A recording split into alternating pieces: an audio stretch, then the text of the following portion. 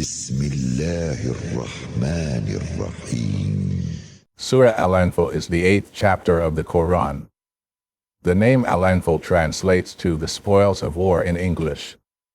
This surah consists of 75 verses, ayat, and addresses events related to the Battle of Badr, which took place in the early years of Islam. Key themes and topics covered in Surah Al-Anfal include the Battle of Badr. The surah addresses the events surrounding the Battle of Badr, a significant military engagement between the early Muslim community in Medina and the Quraysh tribe of Mecca. The battle took place in the year 624 CE. Guidance on warfare.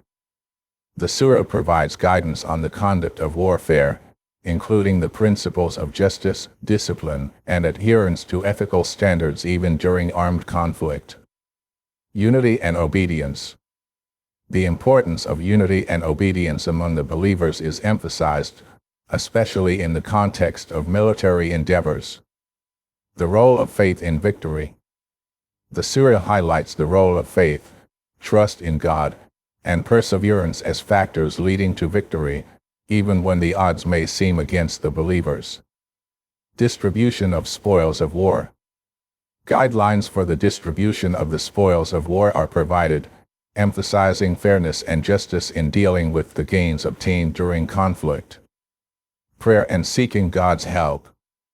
There is a call to prayer and seeking God's help in times of difficulty and conflict.